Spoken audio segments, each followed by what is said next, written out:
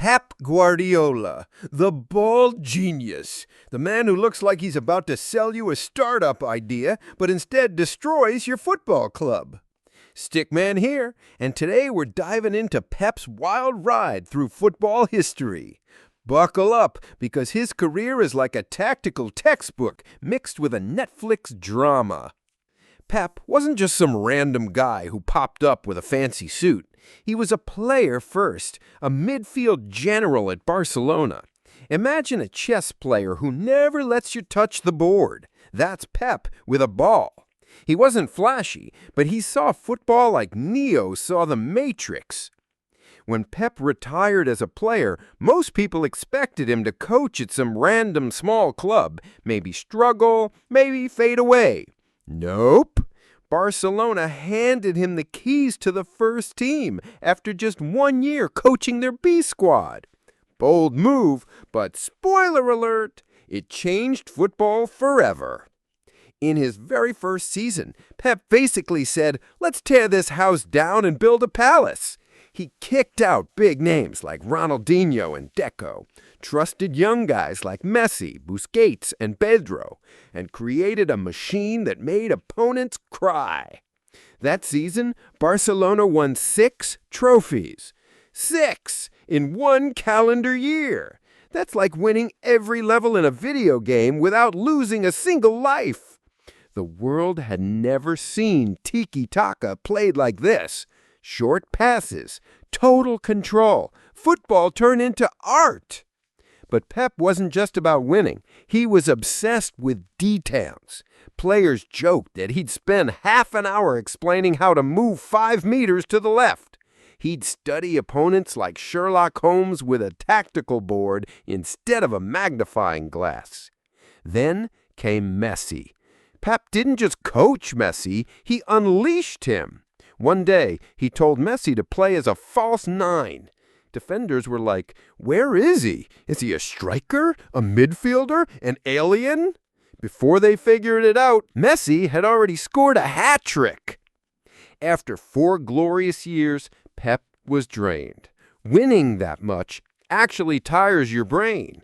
He took a break, grew a stronger beard, and started plotting his next move. Spoiler, he didn't exactly go to a retirement league. He went to Bayern Munich, a club already winning everything in Germany. Pep's mission? Upgrade them into a supercomputer. He brought his tiki-taka ideas, mixed them with German efficiency, and created a team that dominated domestically. The only problem, the Champions League. Pep's Bayern kept hitting a wall in Europe. They'd smash teams in the Bundesliga, but then get steamrolled by Spanish clubs in the semifinals. Even geniuses have kryptonite, and Pep's was knockout football. Still, his Bayern years weren't a failure.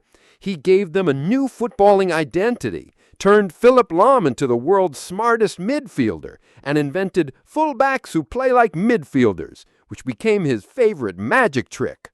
Then came Manchester City.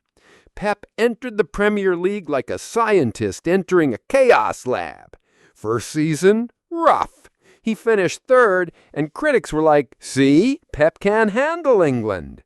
Little did they know, he was just reloading his tactical weapon. The next season, boom!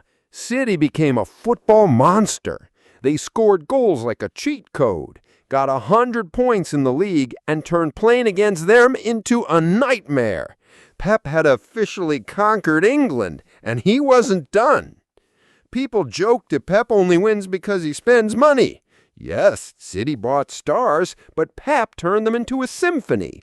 Players like Sterling, De Bruyne, and Silva became chess pieces in his tactical orchestra. He didn't just buy players, he upgraded them. And then came Erling Haaland, a giant Viking who scores like he's playing FIFA on rookie mode. Pep plugged him into his system, and suddenly City looked even scarier. Defenders needed therapy sessions after facing them. For years, the Champions League was Pep's unfinished business.